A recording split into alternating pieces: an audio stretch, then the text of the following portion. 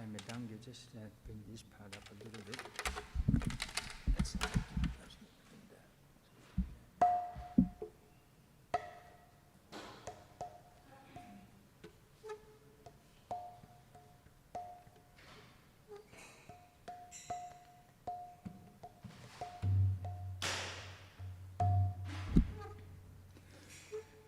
Jaya Radha Madhava Jaya Kunja Bihari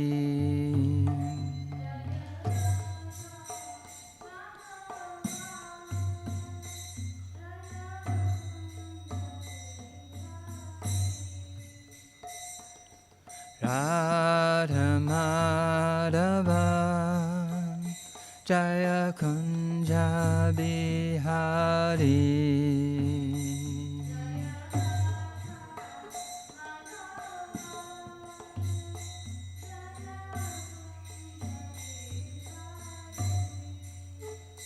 Jaya Gopi Jana Vallabha Jaya Girivardhari Jaya Girivardhari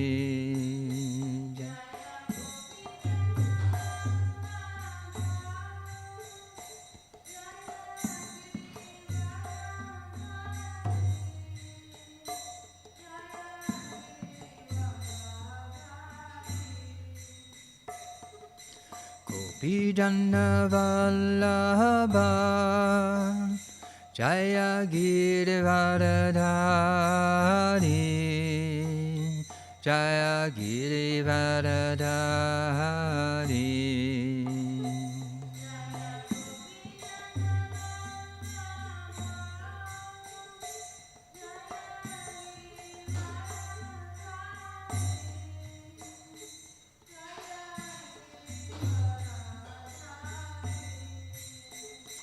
Jaya Yasodanandana Jaya Brajjandaranjana Jaya Brajjandaranjana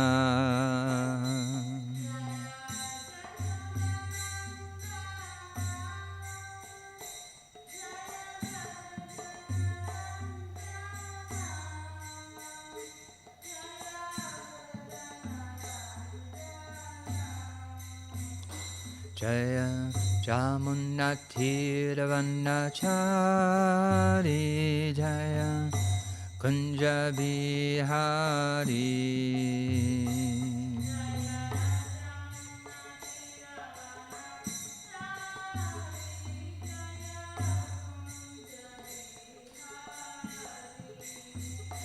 Jaya Jamunnathiravanachari Jaya Kunja Bihari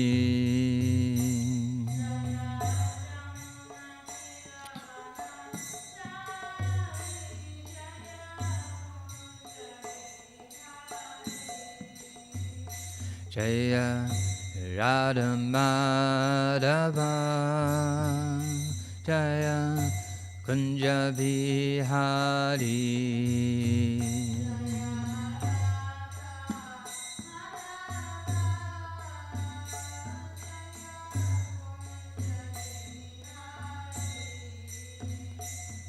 Jai Shri Krishna Chaitanya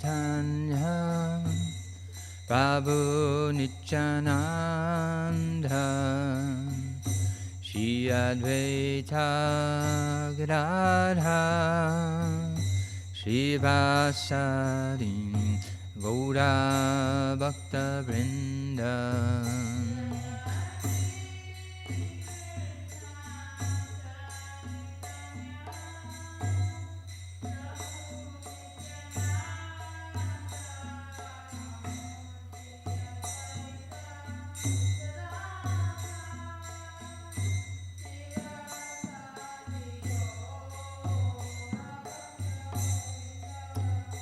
Hare Krishna, Krishna Krishna Hare Hare Hare Rama Hare Rama Rama Rama Hare Hare.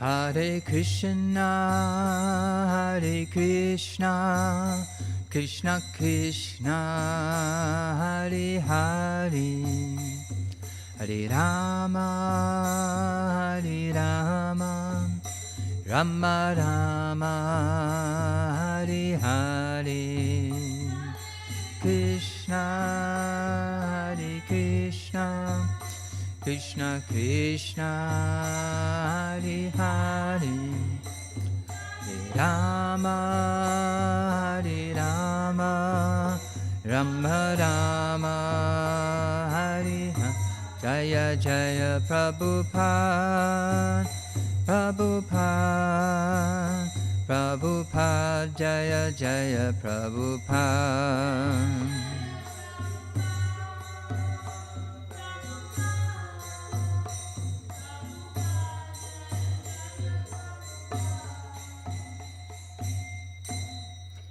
Jayam Vishnupad Paramahamsa Paribrajikacharya Tada Sadashi Śrīmad His Divine Grace A.C. Bhaktivedanta Swami Prabhupada Ki Jai. ISKCON Founder-Acharya Srila Prabhupada Ki Jai. Śrīmad Bhāgavatam Grantaraj Ki Jai. Gaura Premanandi Hari Hari Bol.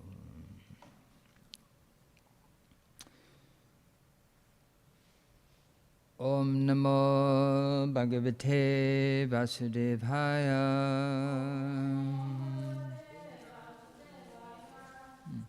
Om Namo Bhagavate Vasudevaya.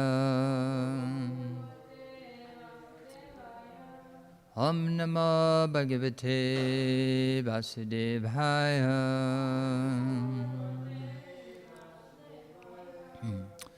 So this is on. People can. It's streaming the deities And the class. Ah, okay. Yeah. So they can see both. Yes. Oh, that's clever. So they can see the deities and the class. Okay. Right. Yep. Right. I get you. He's coming to fix it. Ah, I see. Yep. Okay. So we're reading from Śrīmad Bhāgavatam, Canto 6. Chapter 2, Ajamil, delivered by the Vishnu Dutas, text number 28. Ridhav anato piktaro nanyad bandhu tapashvino aho mayaduna chaktav Akritagyena nichavat Ridhavanato pitaro Nanya bandhu tapashvino Ahom mayaduna chaktav Akritagyena nichavat.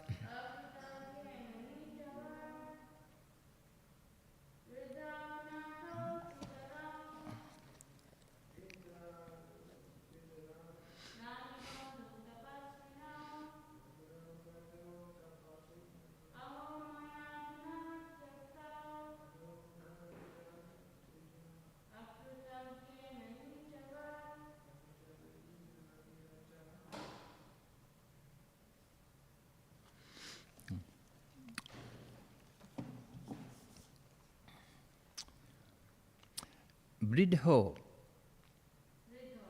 old, anato, who had no other person to look after their comforts, pittaro, my father and mother,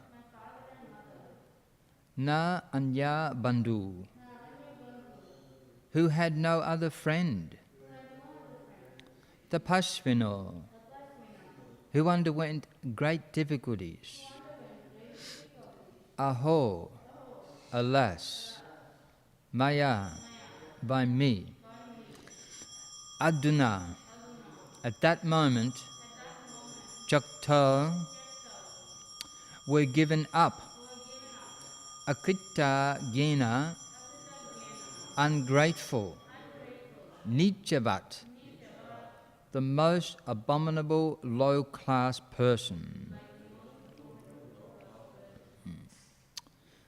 Purport by His Divine Grace A.C. Bhaktivedanta Srila Prabhupada.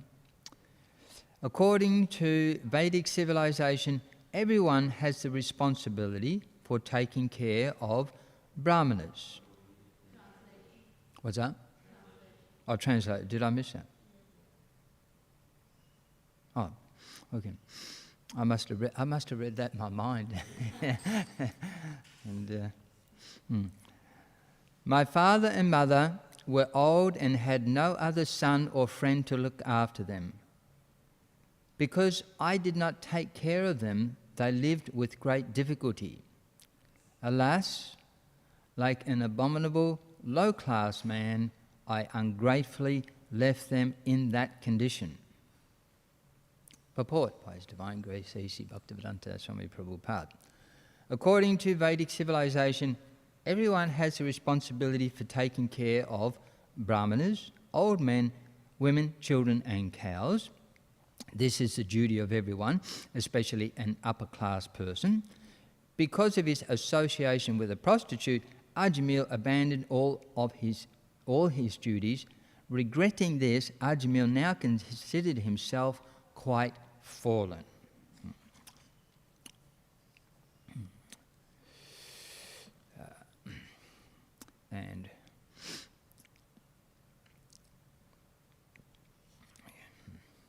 So this verse, of course, is a continuation of his previous statement. So I'll just read that,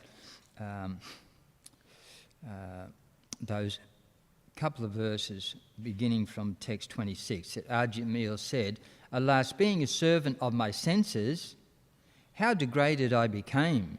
I fell down from my position as a duly qualified brahmana and begot children in the womb of a prostitute."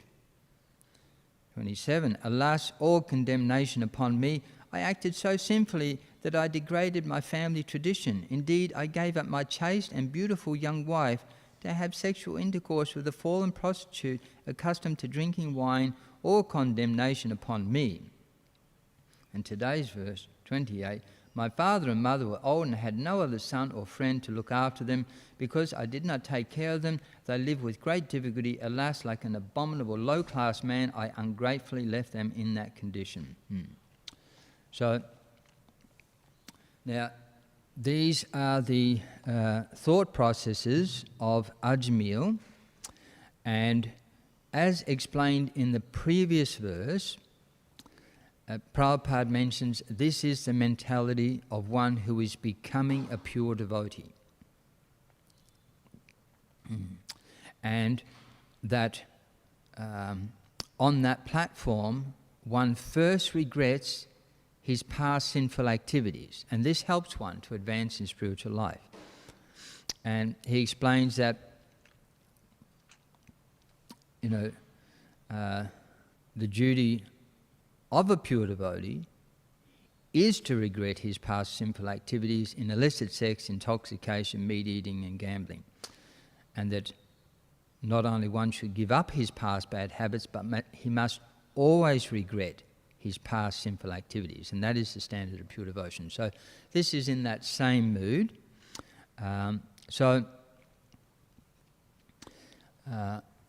Here we see that Ajamil, following the proper understanding of those in transcendental knowledge, that we don't blame others for our own bad behavior or bad habits, like that.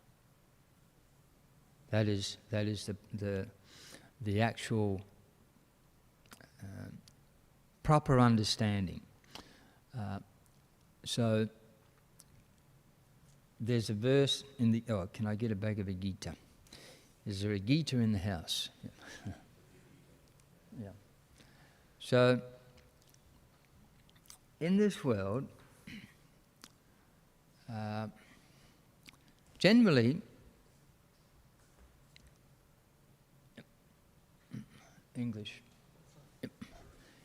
In this world, generally,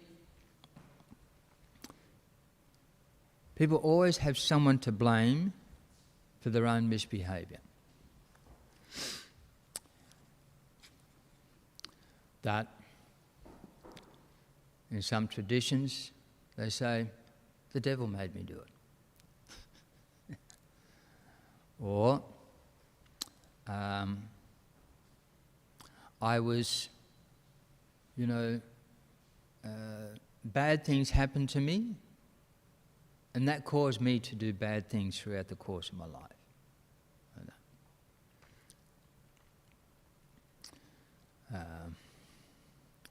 Or I didn't know any better. So, there are many different, or I had no choice, I had no other choice. So many different excuses. But factually, none of them are correct. Krishna explains the real reason why we, in this material world, in contact with the material energy, as a spirit soul, although we're originally pure, eternally pure, why we perform activities which are very low class, condemned, sinful, whichever way we want to call it. And he explains that in the 3rd chapter of the Bhagavad Gita, because Arjuna asked this question. Because he says, text 36, Atakana prayukto yam papam charati purushaha anicham api vaisnaya baladiva niyojita. Arjuna said, O descendant of Brishni, but what is one impelled to sinful acts, even unwillingly, as if engaged by force? And Prabhupada also explains in that purport that it is lust only, as Krishna says. So in other words, we have a very powerful desire to enjoy ourselves by lording it over the resources of the material energy. That strong desire we call lusty desire, and by that lusty desire we perform all sorts of activities for our own selfish requirements, for sense gratification, and thus by doing that we neglect all the other duties we have to others who may depend upon us or expect us to behave in a more civilized way. All of those other duties are neglected. So Ajamil, we see, he neglected his beautiful wife, young beautiful wife. He completely neglected her. He neglected his parents. He neglected, all members, all respectable persons that he was associated with, all the elders and the brahmanas.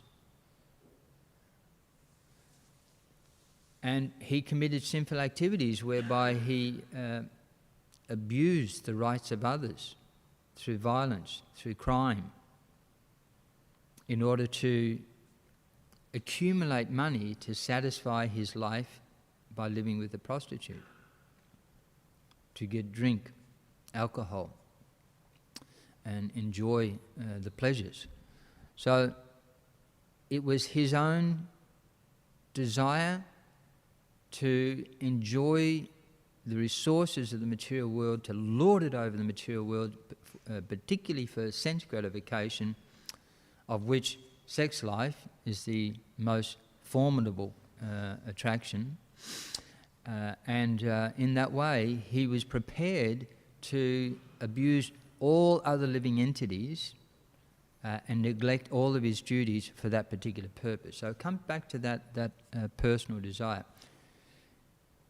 And Prabhupada mentions very strongly also in the purport there that sinful actions are not impelled by the supersoul. So there's another, in this world, quite often people can utilize philosophy to indicate that maybe this is God's plan for me. So maybe I'm a natural born killer, as they say, or, I was born to kill, I was born to do this. This is my nature. This is who I am. God made me like this. That's quite. If there is a God, He made me like this, therefore I'm doing it. Very, very common. Not only is that philosophy so very prominent amongst the sinful, but it's prominent amongst the intelligent people, so-called intelligent, that their inability to understand why is such and such a person so bad in their behaviour, quite often they will, philosophically think, well then, they were born like this. They were made to, they had no choice. They were born like that, and therefore, ultimately it's the fault of creation, or if there's a God, it's the fault of God, like that. But actually, that's not the fact. It is our own desire to enjoy in this material world, to enjoy sense gratification. So it is said, we hear in the Bhagavatam, that when there's great suffering or difficulty, one who is very pious, they become more pious. And one who's sinful, they become more sinful. So we see, for instance, that in times such as now, we have times where there are shortages. Shortages in the supermarket, there'll be shortages at the petrol pump, there'll be shortages of this, that and the other. So those who are impious by nature, due to their own desires to enjoy this world at the expense of morality and etc., when there are shortages, when they have to go into difficulty, they will become more impious. Crime increases. Violence increases. So, you'll see the statistics. Statistically, because of the pandemic around the world, that all sorts of crimes and abuses and domestic violences, all of those things have increased. The only crimes that decrease is because some of the criminals or the impious persons are housebound. So otherwise, those crimes would increase as well. But otherwise, if they're out on the street without a permit, they'd be doing something, in those cases. So, but a pious person, when they go without, or they experience hardship, or even abuse by others. So, for instance, sometimes, unfortunately, when people suffer all sorts of domestic abuse by their parents as children. Some of those persons who are pious, they would never dream of, they protect children from such abuse, knowing that they have experienced the pain, the heartache of going through that abuse. They protect children from that. Whereas some, if there's some hardship in their family life as children, if they're impious, they will want others to suffer again and again that pain and hardship that they have suffered. They go out of their way to make sure others will also suffer. It's sort of a form of envy.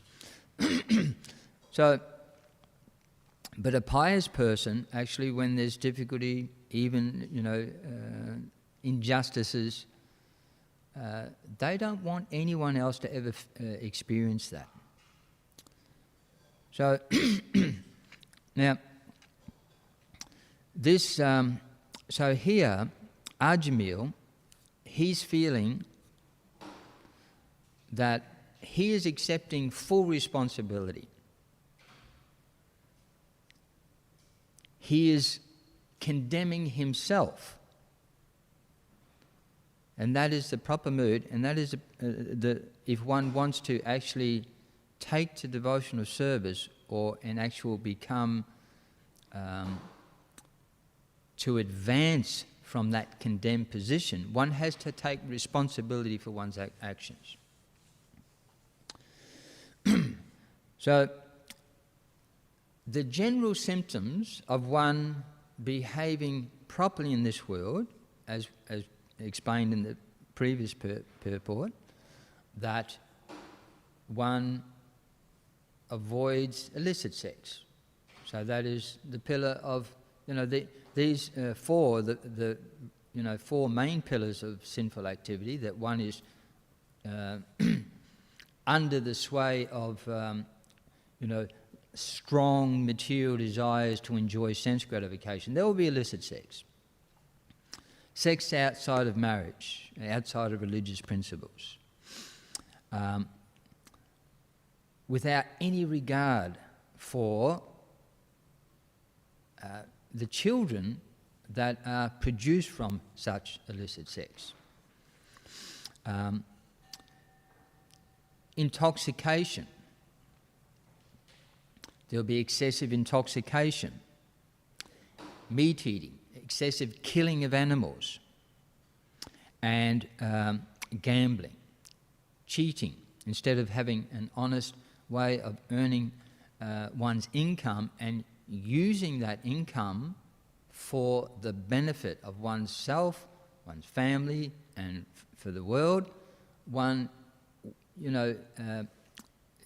a cheating way, tries to accumulate money, and then without getting any real benefit from that money for themselves, for their family, or for anyone else, they just extravagantly waste that money.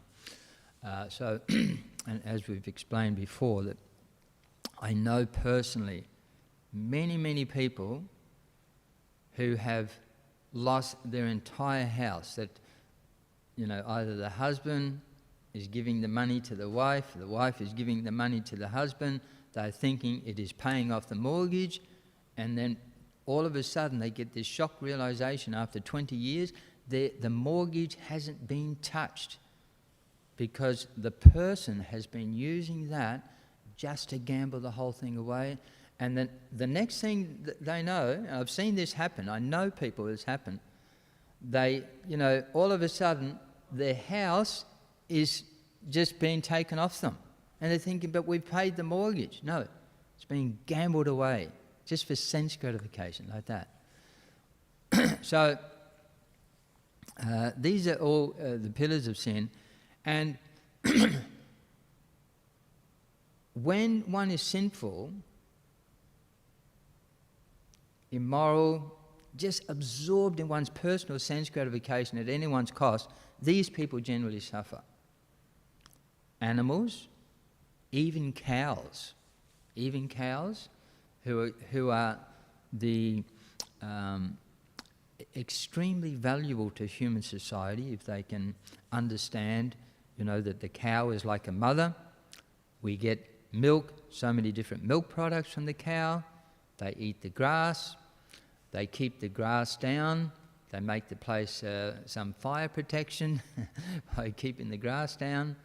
So when I managed the farm, one of the things I used to do, I didn't use a lawnmower.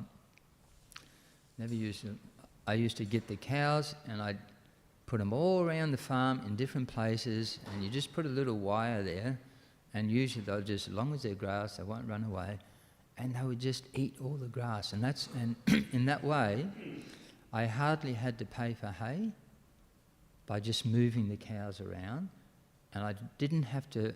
I remember one devotee, after I changed that service and doing more service in Melbourne, the devotee asked me, "How did you keep the grass down?" Because they were just constantly mowing the grass, either on the tractor or the lawnmower. I said, I just moved the cows around. And that made the place, fire protected, because it's that long grass everywhere. And of course they eat the grass, and then they turn that into milk. And that milk becomes, just this very rich basis of, so many wonderful vegetarian foods. So, but when persons uncontrolled tongue, so many animals must be slaughtered to satisfy the tongue and the belly, even if they're extremely useful like cows. Children suffer. We see that, if you go to the supermarket and you watch what people put in their trolley, and again, I know families like this, the children go, I've seen, so many times, even in relatives. Children are going without, they're living in poverty-stricken conditions, but the house, there's always, packets of cigarettes, they're about $50 a pack. There's always alcohol, and there's always meat, which is a very expensive, source of food. And just a few veggies, some frozen peas and frozen carrots or something. That's it. And there's plenty of Coca-Cola, potato chips, and the kids, their whole life is poverty-stricken, going without so many different things. So women suffer. The whole history of the world is the history of women suffering. If you look at every culture and you go right throughout the time, women have suffered so much in this world like that. Anyone who's somewhat vulnerable, a person who is interested in exploiting this world will exploit the vulnerable to get what they want. And those vulnerable are children. You see, when the Industrial Revolution started, children were, being sent, if they were poverty-stricken, they'd end up in the factories. And so many children died in these horrible, horrible conditions. They were like little slaves. It's hard to think, as a father of 5 daughters, I couldn't imagine one of my daughters in that situation where they're, due to being so poverty-stricken that the next thing some, factory owners got them as a slave on a daily basis, toiling in these dangerous sort of circumstances for their whole life, basically. So, for the enjoyment, the Industrial Revolution, a certain section of society enjoyed and a lot of other people suffered to bring about that enjoyment. Old men, brahmanas. So actually these principles here, now according to Vedic civilization, every single person, it's not the government's, it is the government's responsibility also, but in Vedic culture, every person had the responsibility to look after these people. Now when that is being done, you know that there's not this excessive mood of exploitation for sense gratification. But as soon as there is, these people, these vulnerable people, or significant and important members of society, are not taken care of, and they're vulnerable. So, again, in Vedic culture, every householder was responsible for the environment. So especially the Vaishyas, so those who were, not necessarily rulers or priests, but they were landowners. So if they owned land, they were responsible that that land was in pristine condition. The water was pure, the trees were healthy, all the animals that were on that property were, cared for. Now currently, even if someone has a little nature strip at their front, they struggle to look after that. There's a little nature strip, it's a couple of metres by a metre, and they will not, you can go through some neighbourhoods and you can see they're not even going to look after that. It's just too much. And therefore, even if there's a little bit of, say, lawn in their front yard, there's too much to look after that, so we just put down some plastic grass. So there's no concept. People, these days when we get the strong winds, and all the big trees come smashing down on people's houses, and that's the reaction of a society who has turned a blind eye to nature. The reason these trees fall down is because they're huge trees and they're planted in this little nature strip. All the water that comes to that tree runs off down the drain. The tree hardly gets any. So it never gets its roots right in there. It never digs its roots way, way, way, way down like that. It all just runs off. Even when the land is, there's not enough vegetation on the land, same thing. Even there's grass there, it runs off too quickly. But when there's sufficient vegetation on the land, it absorbs into the land. The roots of the trees go deep down into the ground, and even there's a strong wind, they don't fall over as easily. But here we plant a little tree, it becomes this huge gum tree or whatever. No one ever waters it. The council doesn't water it. The people in the home don't water it. And there's no facility made by anyone for this tree to get watered. So its roots just sit on the top.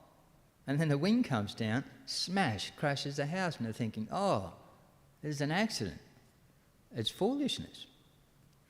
And quite often they will actually plant trees that do, so if they put in a new subdivision, if you put in a little tree like this, people will think, oh, that tree is useless. If you put in a tree that grows really big, they think, oh, there's an established tree outside my place, I'll buy that house. But that tree that grows really big, it grows into a gigantic tree, which is never going to be watered, and its roots will never, get into the ground. And one day, they're going to drop branches and, come down. So in Vedic culture, people looked after the land. But it's, it's a natural system and it's in everyone's interest. People looked after the cows, the animals, especially the cows.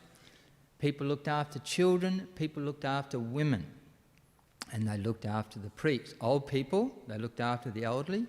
And of course, in Australia, we've just had an inquiry into the abuse of elderly people because the family won't look after them.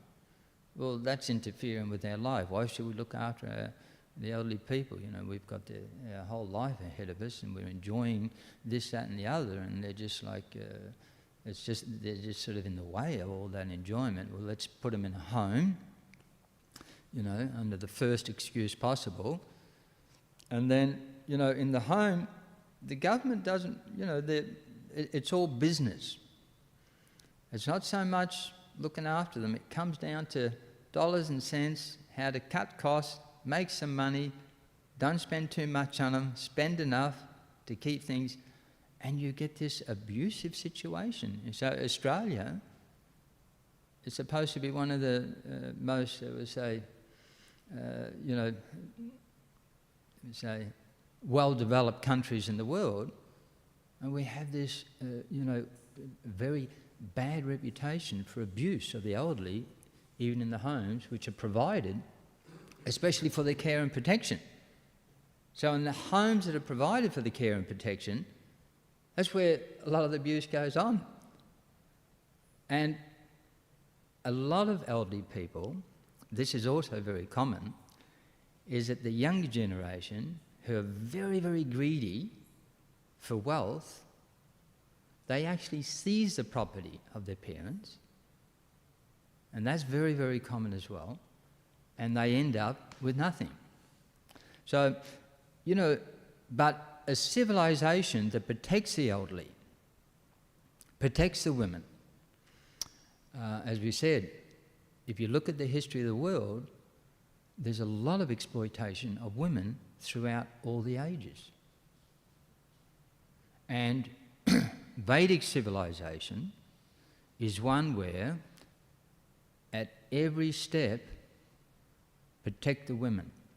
Because, you know, women can become, these days, because women are not being protected properly by men, then sometimes, you know, they're having to protect themselves. There are, you know, they form their own armies and everything, and they're very good fighters. They're capable of protecting themselves. But it's certainly, you know, if women having children, you certainly wouldn't want them being part of an army when they're, you know, going to spend, let's say, if they're going to have 2 or 3 children, well, that's, you know, over about 10 years or something, you can't be, you know, you actually have to have someone who's actually helping to provide the food, cover the bills, and look after things and protect everything, while a woman becomes somewhat a little vulnerable at that time when they're pregnant, breastfeeding, looking after little children. So, you know, so that's very natural. So, so this here, Ajamil, he is understanding that these things, these essential aspects of a civilized life, I have not, you know, I have engaged in the pillars of sinful activity, which meant wherever my responsibility was for care and protection, I have been completely negligent of that. Due to condemnation to me, I accept responsibility. That is devotee. So, of course, in modern civilization, that mood is, you know, absent, as we were saying in the beginning of the classes. No one accepts responsibility. If there's a God, He created me like this. That's why I've done this. Therefore, it's His fault. society has given me so much trouble, therefore I have done this. I'm angry, you know. I had a bad childhood, therefore it's their fault. Like that. But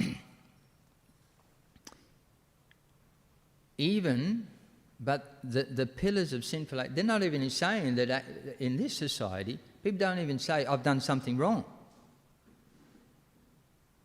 So gambling, illicit sex, intoxication, they go right up to the topmost echelon of aristocracy. As like Prabhupada tells the story that,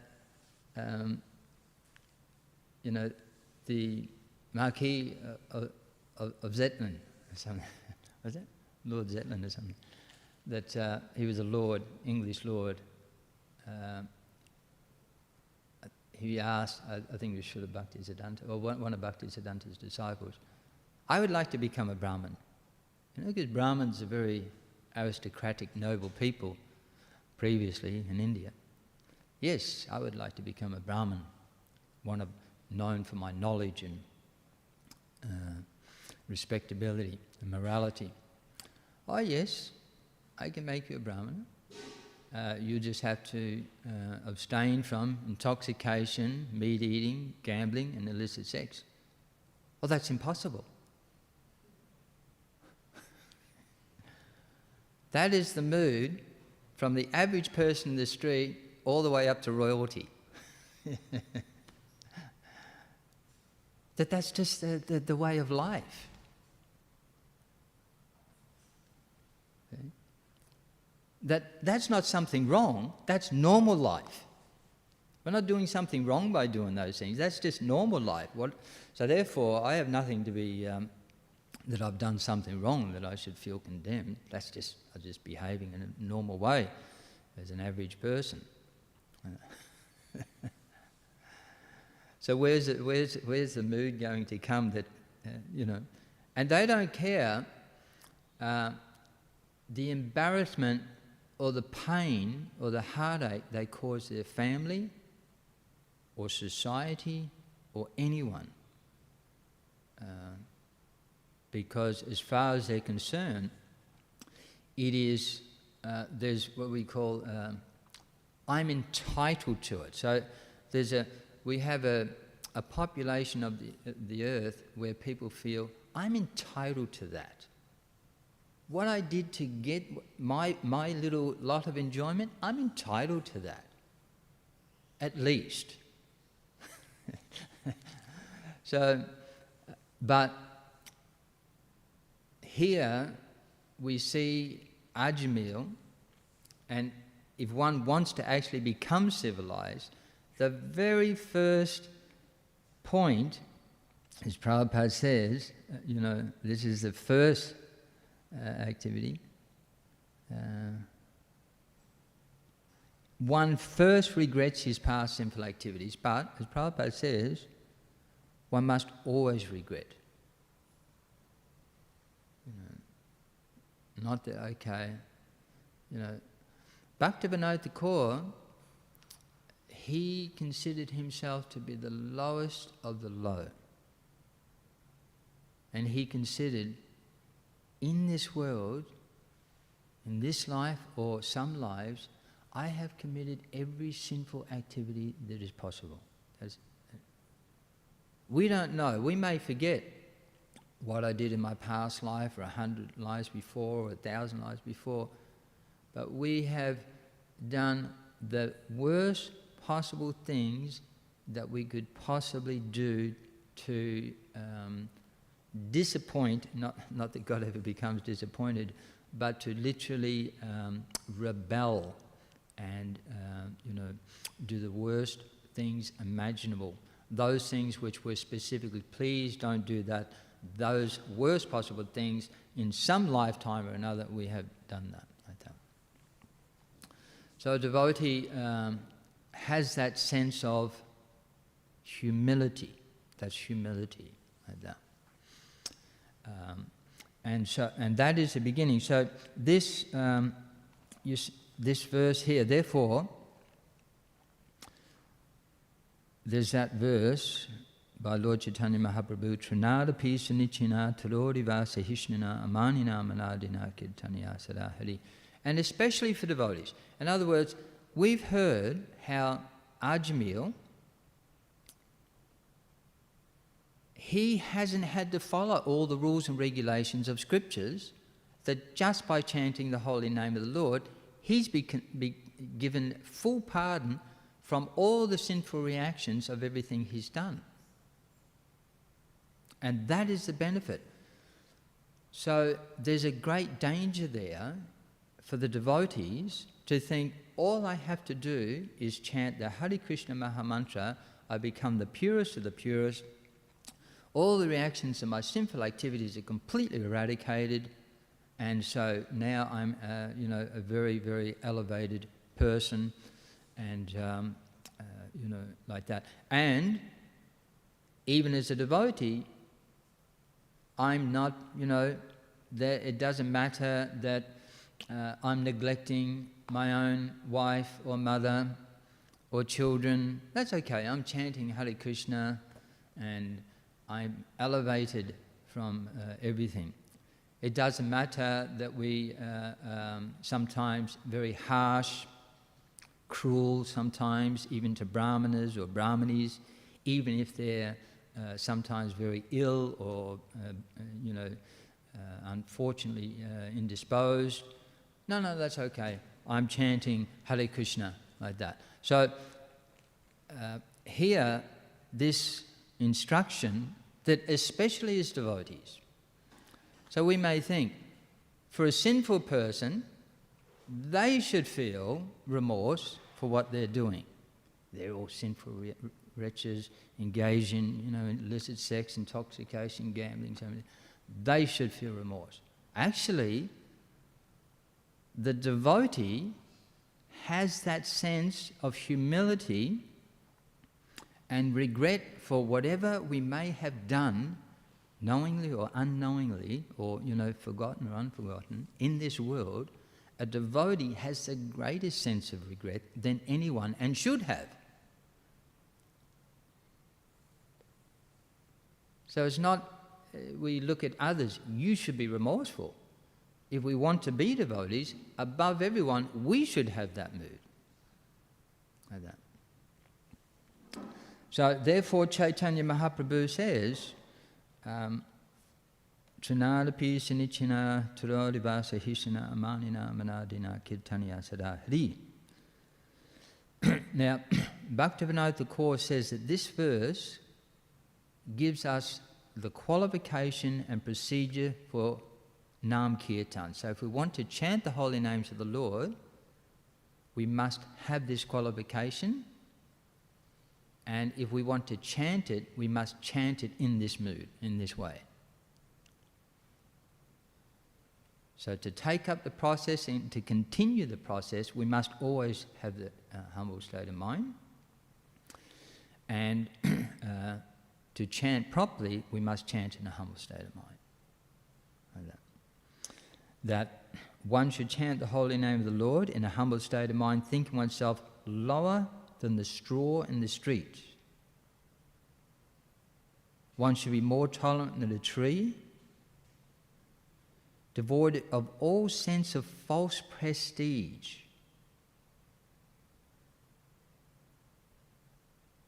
False prestige, the false prestige means I have spent hundreds and hundreds of lifetimes as the great enjoyer of this world, the great lord of this world. That is false prestige. The humility means, what is my actual position?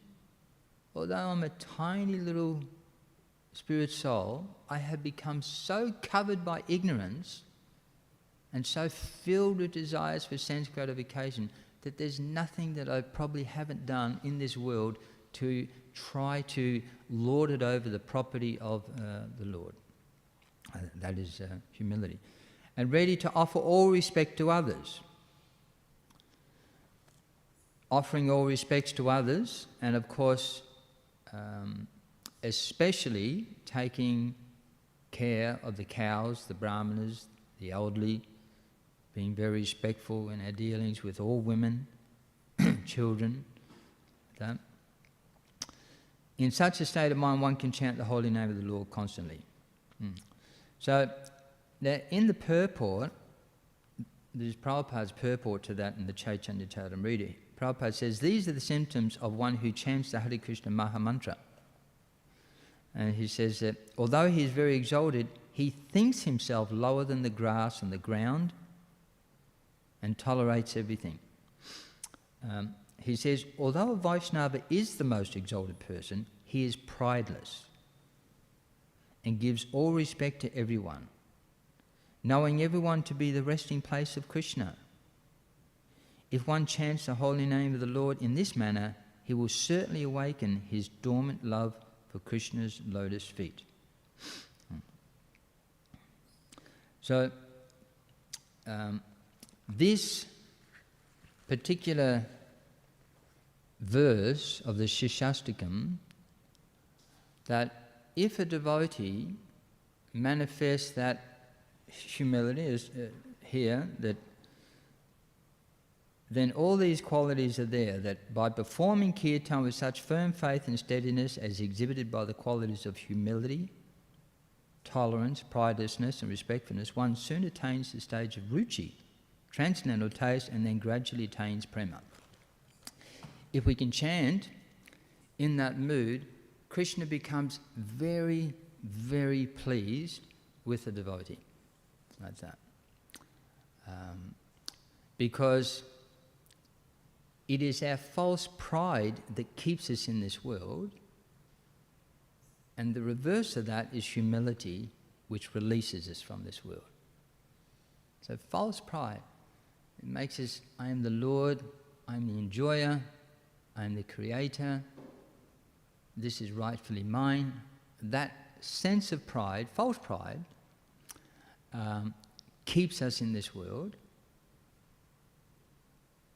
and makes us a competitor with God. Not his servant, but his competitor. And everyone else. But when the reverse of that is humility. What is my position? I'm a tiny little atomic spirit soul, part and parcel of the Supreme Lord, and the Lord, this here, Prabhupada explains here, in the next verse of that Bhagavad Gita, text 37 of the 3rd chapter, he says, the Supreme Personality of Godhead expanded himself into many for his ever-increasing spiritual bliss. So we are part of that many, meant for the Lord's spiritual bliss, which we enjoy cooperatively with him. And the living entities are parts and parcels of their spiritual bliss. So it's a nice meditation, isn't it? We are part and parcel of the Lord's spiritual bliss.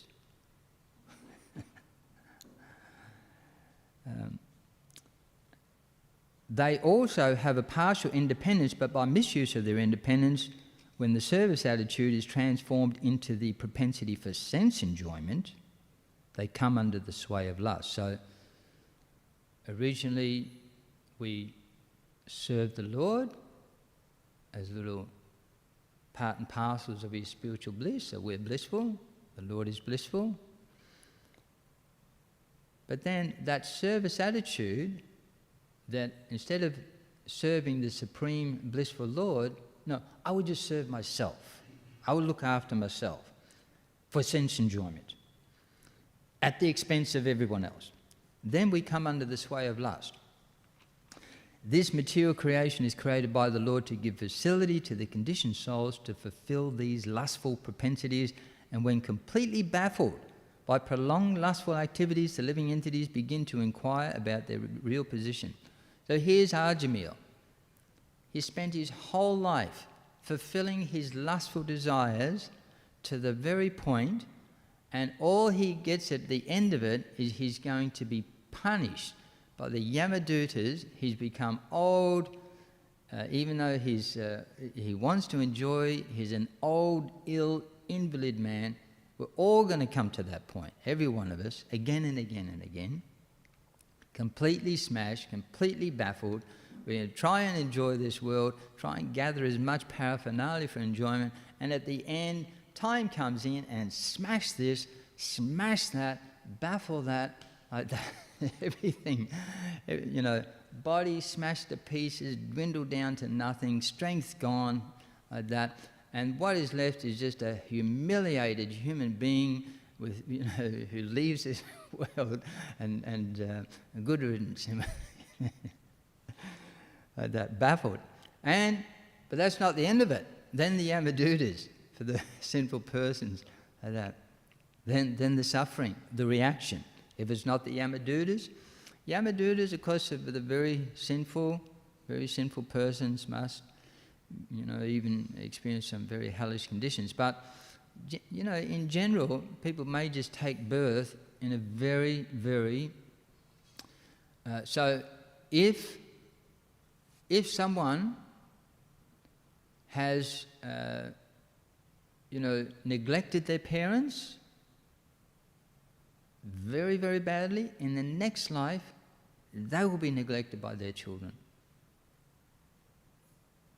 And sometimes you see that. That is a karmic reaction. You see sometimes children, they're just completely abandoned, you know. One who abuses their wife, abuses brahmanas, they will suffer in a similar way. One who kills will experience taking birth just to be slaughtered. Prabhupada says, these wars, they're unavoidable. If the world is intent on killing living entities, especially, you know, those which are mentioned in the scriptures, all religious scriptures say, it doesn't matter, you know, you can't just eat meat indiscriminately. If you can't stop eating meat, at least follow these restrictions strictly. They all say that. But the most elevated of them, of course, is the Vedic scriptures. But if one does not follow those injunctions and kills another living entity, the karmic reaction is that one is born to be slaughtered. And therefore you get these wars where there's just wholesale slaughter.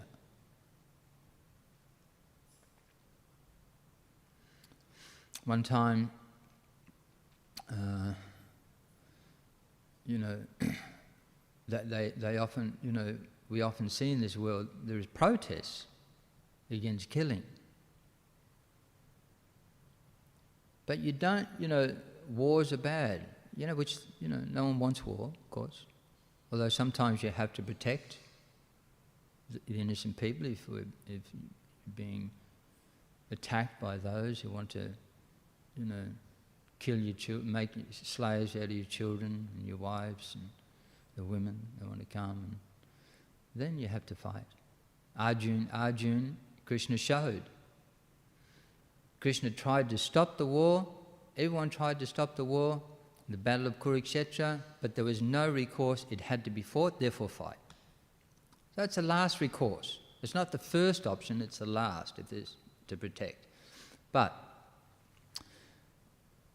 people protest, but no one goes to this, you know, very few you see them protesting at the slaughterhouses.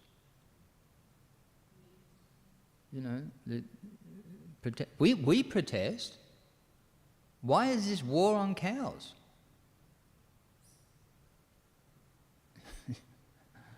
You know, we protest against the war on cows, the war on, you know, this animal, that animal. We protest strongly. It shouldn't happen. As we would experience if someone, you know, when I was managing the farm, you see that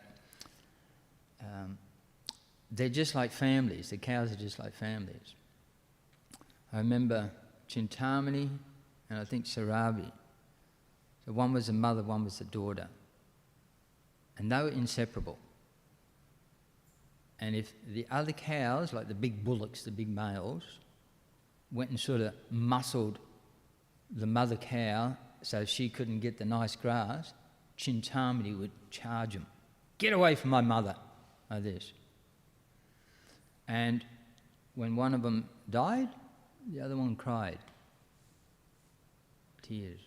They actually cry, you know, like that. They experience exactly what we experience. Everyone knows, people who have pets, dogs and cats, they treat them like one of the family. Vedically, a pet is considered a member of the family. Yeah. So, but everyone knows, they have these personalities. They cry, they feel sad. If their young ones are, you know, you see birds. You know, if you're driving down the road and one bird has been killed, the partner will come and try and, you know, or injured, the other bird will risk itself coming in front of trucks and cars to try and drag the other one off the road, exactly as we would. That's my partner. Like that. You see it. I've seen it so many times. We protest that they're killed because they had the same feelings that we do. We protest against that. Why does anyone need to kill animals when there's so much to eat without killing? That, you know, we can have the milk products mixed with the grains, mixed with the legumes, and you get the whole proteins. It's scientifically proven that actually vegetarians have a greater strength than meat eaters. They have a greater strength in the long-term endurance. If we want to lift up a boulder, you know, like this, but who needs to lift up a boulder? Just get a tractor. But, you know, if you need to get in your backyard and do some landscaping for a couple of weeks, you'll do it on a vegetarian diet. If you need to lift a boulder, get a tractor. You know. So we protest. It's unnecessary. And the meat-based diet causes other people in this world to go without food because it exhausts our water supply unnecessarily. It exhausts land. It destroys land, the whole process. So this Krishna consciousness movement, we are teaching people that this nature where we are forced to act sinfully, forced to act in such a way that other people suffer. We know they're suffering, but we can't stop. Someone's gambling. I know this is causing trouble to everyone, but I can't stop. Someone's having illicit sex. I know this is going to destroy my family. It's going to destroy the royal family. It's going to destroy whatever. But I can't stop. If one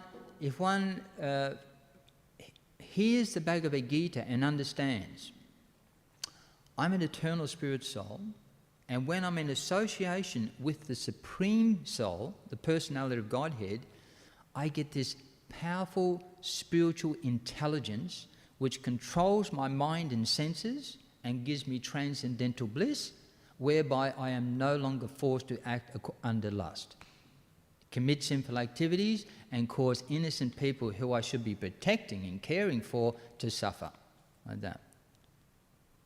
And the presence of the personality of Godhead is there in His holy name. We can associate with Him just by chanting the Hare Krishna mantra. Hare Krishna, Krishna Krishna, Hare Hare, Hare Rama, Rama Rama, Hare Hare. If we chant the holy names of the Lord, all over the world, people chant the Hare Krishna Maha Mantra and they eat Krishna Prashadam, they read the Bhagavad Gita and they feel the presence of the Supreme Personality of Godhead immediately.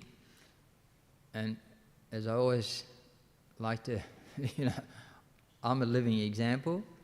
The day I joined the Krishna consciousness movement, that day I was eating meat, smoking cigarettes, taking all varieties of different intoxications, gambling, the whole range. And then when I saw the devotees, I came back to the temple and I never left and I gave up those bad habits that day. And I gave them up easily because I chanted Hare Krishna and ate Krishna Prasadam. It was so easy. It was a miracle.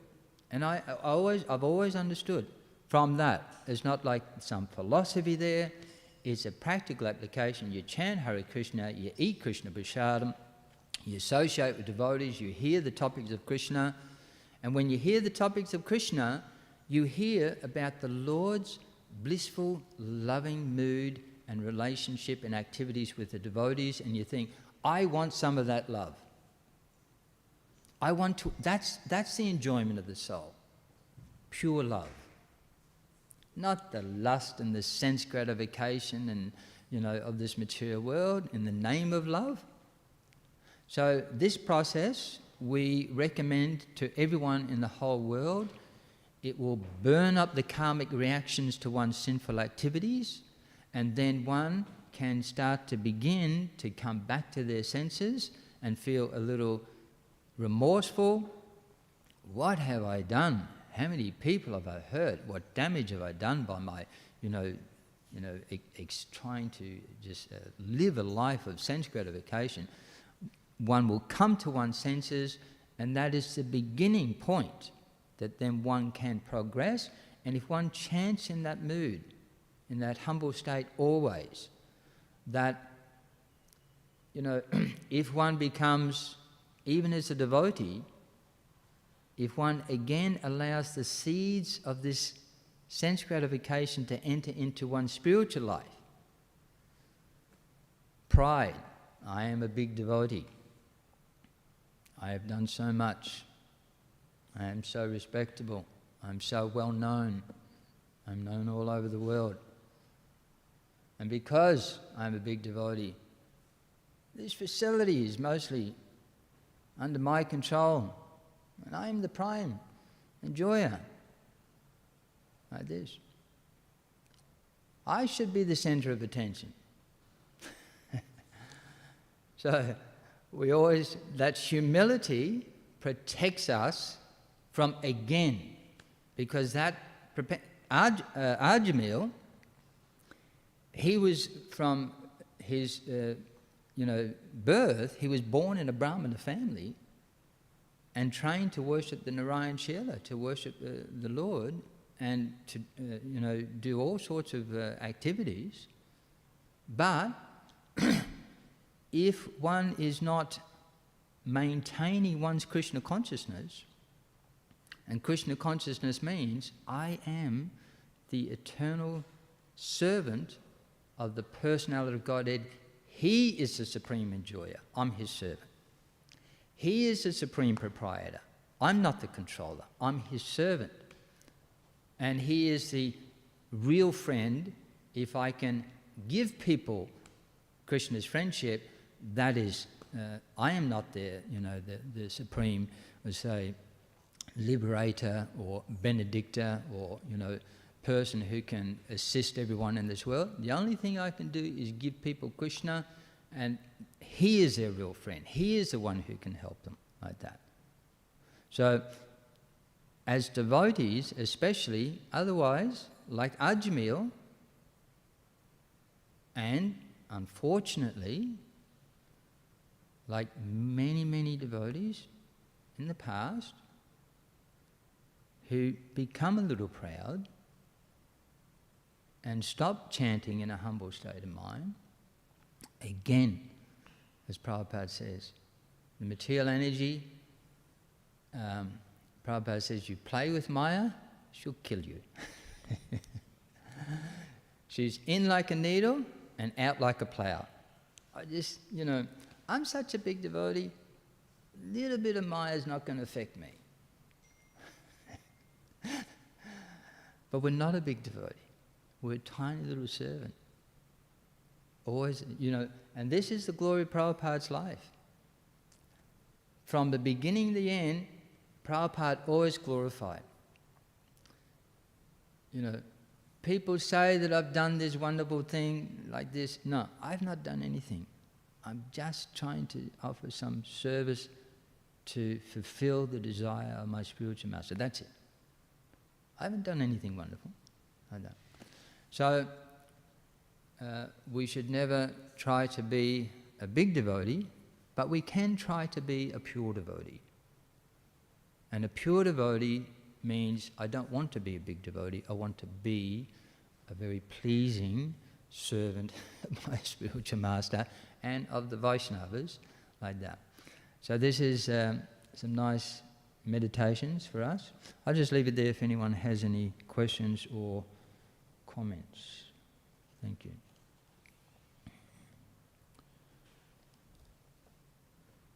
All good? Hare Krishna.